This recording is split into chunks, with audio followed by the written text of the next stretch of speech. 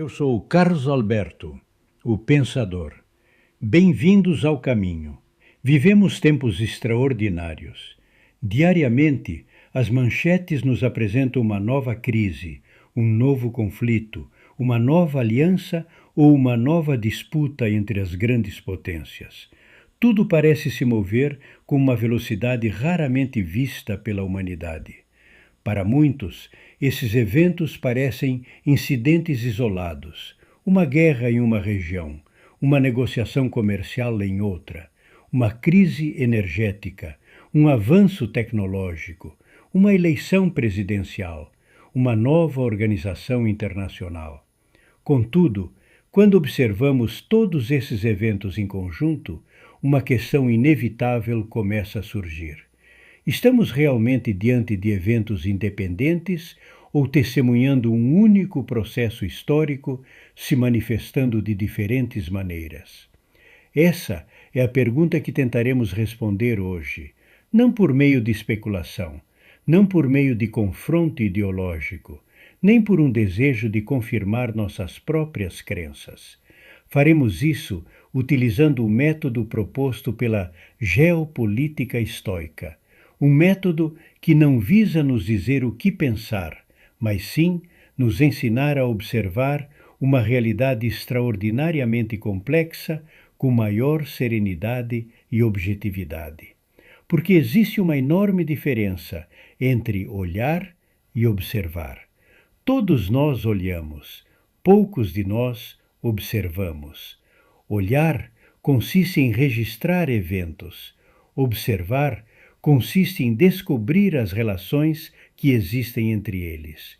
E muitas vezes, essas relações permanecem ocultas por trás do ruído diário de informações. Vivemos numa era em que nunca antes houve tanta informação disponível e, paradoxalmente, nunca foi tão difícil entender o que realmente está acontecendo. A cada minuto, recebemos notícias de todos os cantos do planeta. Conflitos militares, acordos econômicos, novas tecnologias, movimentos financeiros, declarações políticas, mudanças sociais. Tudo parece exigir nossa atenção ao mesmo tempo.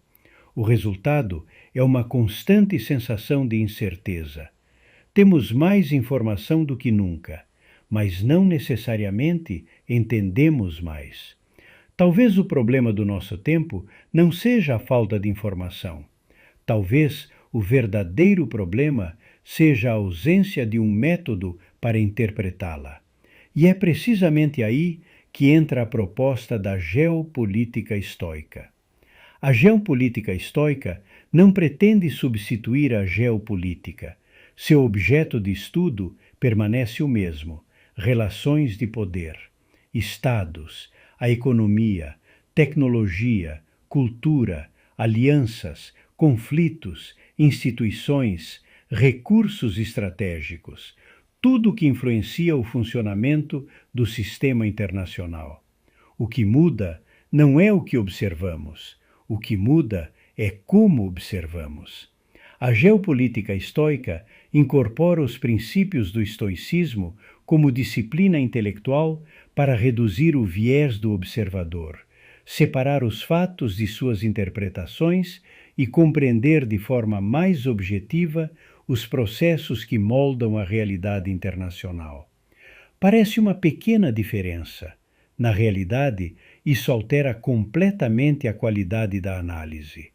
Porque quando o observador se deixa dominar por suas preferências políticas, simpatias ideológicas ou emoções, ele deixa de analisar a realidade e passa a defender uma posição. E a partir desse momento, a objetividade começa a desaparecer. O estoicismo propõe justamente o oposto. Ele nos convida a aceitar a realidade como ela é antes de julgá-la. Ele nos lembra que nossas opiniões não alteram os fatos permanecem, as interpretações mudam. Portanto, a primeira obrigação do analista é respeitar a realidade, mesmo quando essa realidade contradiz nossas expectativas. Não é um exercício simples. Todos nós temos preferências, todos nós temos valores, todos nós temos convicções. Mas justamente por isso, precisamos de um método que nos obrigue a distinguir entre o que sabemos e o que simplesmente acreditamos. Só então começamos a compreender de verdade. E quando observamos a história com essa perspectiva, surge um fenômeno que se repete incessantemente. Os sistemas internacionais mudam. Eles não são estáticos. Ao longo dos séculos, impérios, alianças, organizações e ordens internacionais emergiram, oferecendo estabilidade por um período. Mas nenhum foi permanente. Todos passaram por processos de transformação. Após a Segunda Guerra Mundial, nasceu uma nova arquitetura internacional. As instituições criadas naquela época refletiam uma distribuição de poder específica existente em 1945. Décadas depois, o fim da Guerra Fria alterou profundamente essa realidade mais uma vez. As capacidades econômicas mudaram, a tecnologia mudou, as prioridades estratégicas mudaram, a estrutura do comércio internacional mudou. E hoje testemunhamos transformações de enorme magnitude novamente. Inteligência artificial, competição tecnológica, reorganização das cadeias de suprimentos, segurança energética, acesso a minerais estratégicos, a crescente importância de novas potências regionais. Tudo parece indicar que a realidade continua a mudar. E quando a realidade muda constantemente, mais cedo ou mais tarde, as relações entre os Estados também começam a mudar. E é precisamente neste ponto que devemos parar por um momento, porque quando observamos uma realidade que muda tão rapidamente, é tentador buscar respostas imediatas. Quem vencerá? Quem perderá? Quem será a próxima potência dominante? Estas são perguntas compreensíveis, mas talvez não sejam as perguntas mais importantes. A geopolítica estoica propõe inverter a ordem do raciocínio. Antes de tentar responder, tente compreender. Antes de tirar conclusões, observe os processos, porque os eventos ganham as manchetes, os processos, por outro lado, escrevem a história. Um conflito pode durar meses. Um processo histórico pode se desenrolar ao longo de décadas. Uma eleição presidencial pode mudar um governo, mas dificilmente, por si só, consegue alterar as principais tendências históricas que vêm se formando há muito tempo. A história tem seu próprio ritmo, um ritmo que nem sempre coincide com o calendário político ou o ciclo de notícias. Compreender esse ritmo é uma das maiores vantagens da análise geopolítica e também um de seus maiores desafios, porque exige paciência, exige prudência e, acima de tudo, exige aceitar que muitas vezes os resultados só podem ser compreendidos quando vistos dentro de um contexto muito mais amplo. Talvez seja por isso que a geopolítica estoica insiste em distinguir entre o evento e o processo. O evento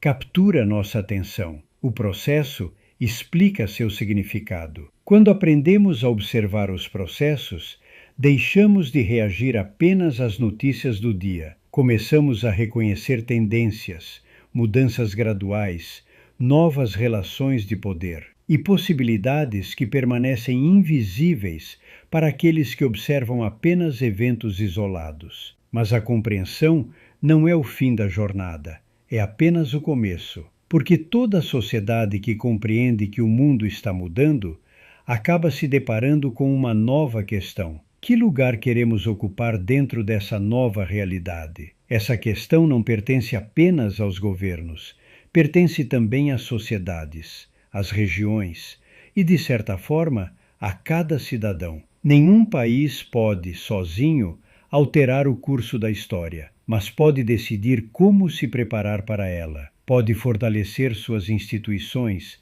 pode desenvolver suas capacidades, pode preservar os valores que considera essenciais e pode buscar maneiras inteligentes de cooperar com outras nações que compartilham interesses legítimos e objetivos compatíveis. A história oferece inúmeros exemplos disso. As sociedades raramente prosperaram em completo isolamento, mas também não conseguiram alcançar a estabilidade quando renunciaram à sua identidade para se adaptarem passivamente às circunstâncias. A experiência histórica parece apontar outro caminho: cooperação. Não uma cooperação baseada na dependência, mas no reconhecimento de interesses comuns, de responsabilidades compartilhadas e de objetivos capazes de beneficiar todos os seus membros. Cada época deu nomes diferentes a essas formas de cooperação: alianças, comunidades, blocos, uniões, escudos regionais. Os nomes mudam. O que é verdadeiramente importante é o seu propósito: preservar aquilo que uma sociedade considera valioso, construindo ao mesmo tempo mecanismos de cooperação que lhe permitam enfrentar um mundo cada vez mais complexo e interdependente. Talvez aí encontremos uma das consequências mais importantes da análise que desenvolvemos hoje. Quando um processo histórico altera profundamente a realidade internacional, convida também as sociedades a refletirem sobre como desejam integrar-se no novo cenário. Não por medo, não por improvisação, mas através da compreensão. Talvez possamos chamar isso de realinhamento virtuoso, não como uma fórmula universal, nem como um modelo obrigatório, muito menos como uma proposta ideológica, mas como a capacidade de uma sociedade se adaptar a uma realidade em constante mudança sem abandonar seus princípios fundamentais. Porque adaptar-se não significa perder a identidade. Significa encontrar uma nova maneira de preservá-la. E talvez esse sempre tenha sido um dos maiores ensinamentos do estoicismo: aceitar que a mudança faz parte da vida, mas compreender que a forma como reagimos a essa mudança depende de nós. Talvez o mesmo se aplique às nações. Nenhum país controla completamente os grandes movimentos da história, mas pode decidir como se preparar para isso. Pode fortalecer suas instituições, pode desenvolver suas capacidades, pode preservar os valores que considera essenciais e pode buscar maneiras inteligentes de cooperar com outras nações que compartilham interesses legítimos e objetivos compatíveis. A história oferece inúmeros exemplos disso. As sociedades raramente prosperaram em completo isolamento, mas também não alcançaram a estabilidade quando renunciaram à sua identidade para se adaptar passivamente às circunstâncias. A experiência histórica parece mostrar outro caminho: cooperação. Não uma cooperação baseada na dependência, mas no reconhecimento de interesses comuns, de responsabilidades compartilhadas e de objetivos capazes de beneficiar todos os seus membros.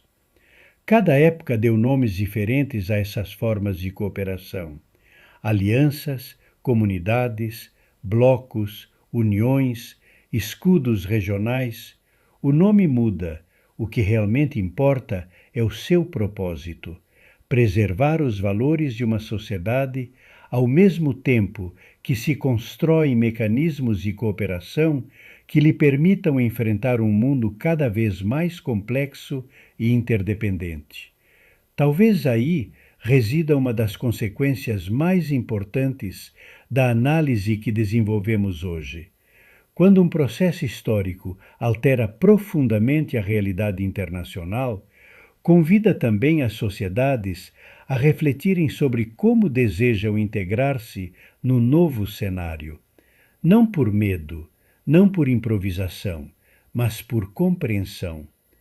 Talvez possamos chamar a isso de realinhamento virtuoso, não como uma fórmula universal, nem como um modelo obrigatório, muito menos como uma proposta ideológica, mas como a capacidade de uma sociedade se adaptar a uma realidade em transformação sem renunciar aos seus princípios fundamentais. Porque adaptar-se não significa perder a identidade, significa encontrar uma nova forma de a preservar. E talvez essa tenha sido sempre uma das maiores lições do estoicismo: aceitar que a mudança faz parte da vida, mas compreender que a forma como reagimos a essa mudança depende de nós. Talvez o mesmo se aplique às nações. Nenhum país controla completamente os grandes movimentos da história, mas todos podem decidir como se preparar para enfrentá-los com maior inteligência, maior serenidade e maior prudência. Talvez esse seja o verdadeiro valor da geopolítica estoica. Ela não busca prever o futuro, busca nos ajudar a compreender melhor o presente. Porque somente aqueles que compreendem o presente podem se preparar de forma responsável para o futuro. E talvez esse seja o maior desafio do nosso tempo: não acumular mais informações, mas desenvolver uma maior capacidade de interpretá-las. Porque as informações mudam a cada dia, os princípios permanecem. E quando os princípios guiam corretamente nossa maneira de observar a realidade, eles também melhoram a qualidade de nossas decisões. Talvez nunca eliminemos completamente a incerteza. Ela faz parte da condição humana. Mas podemos aprender a conviver com ela sem nos tornarmos prisioneiros do medo, da pressa ou do preconceito. Esse é o convite da geopolítica estoica. Observe antes de julgar, compreenda antes de reagir, pense antes de decidir, porque as sociedades que aprendem a pensar com mais clareza também desenvolvem uma maior capacidade de construir o seu próprio futuro. Eu sou Carlos Alberto, o Pensador, e lembre-se sempre: pensar bem é viver melhor.